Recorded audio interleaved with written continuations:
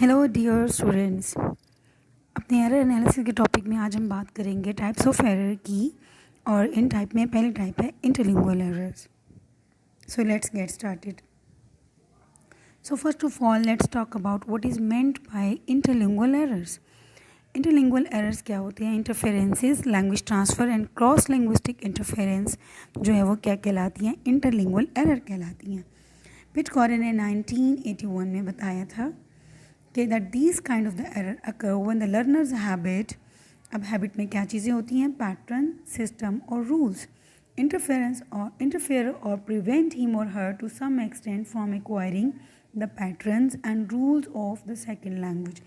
क्या कह रहे हैं? उसकी डेफिनेशन ये बता रही है कि लर्नर जो है वो सेकेंड लैंग्वेज को या फिर फॉरेन लैंग्वेज को जब सीखता है उसमें लर्नर की हैबिट उसको जो प्रिवेंट करती हैं वो हैबिट क्या हो सकती हैं? कुछ पैटर्न्स, कुछ रूल्स या किसी सिस्टम का कोई पार्ट जो कि इंटरफेयर करता है उसकी सेकंड लैंग्वेज के लर्निंग में या एक्विजिशन में, तो वो एरर क्या कहलाता है? इंटरलिंगुअल एरर कहलाता है।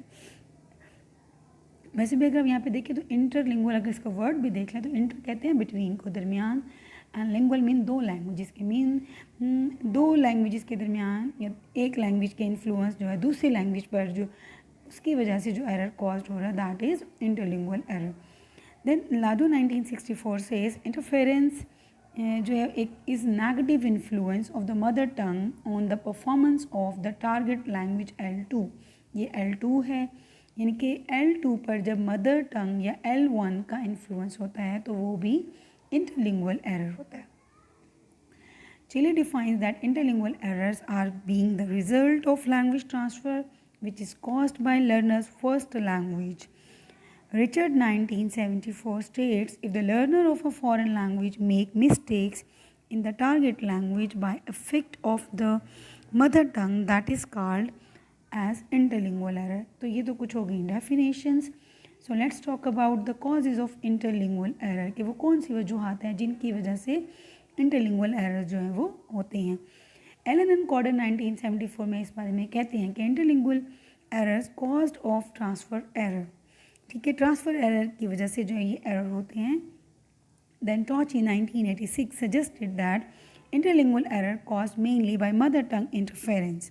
Another researcher is Alan Elkresh 2010 he suggested that Alcresh said that interlingual error committed by literal translation। तो यहाँ पर आप एक बात देखें कि लिटरल ट्रांसलेशन का वर्ड उन्होंने यूज़ किया कि लिटरल ट्रांसलेशन जो है that is the main cause of interlingual error, इसको वर्ड बाय वर्ड आप ट्रांसलेशन भी कहते हैं।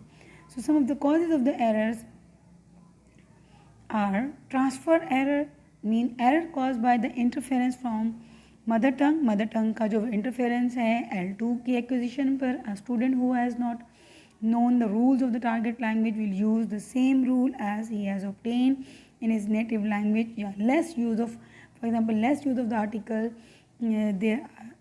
or there is no use of the article। ठीक है, तो यहाँ पे हम वही देख रहे हैं कि L2 के रूल की जो है वो अवेयरनेस नहीं है, उसका नॉलेज नहीं है, तो लर्नर क्या कर रहा है? L1 के रूल को अप्लाई कर रहा है L2 की एक्विजिशन में। Second is mother tongue interference. Errors are produced in the learner's attempt to discover the structure of the target language rather than transferring models of their first language।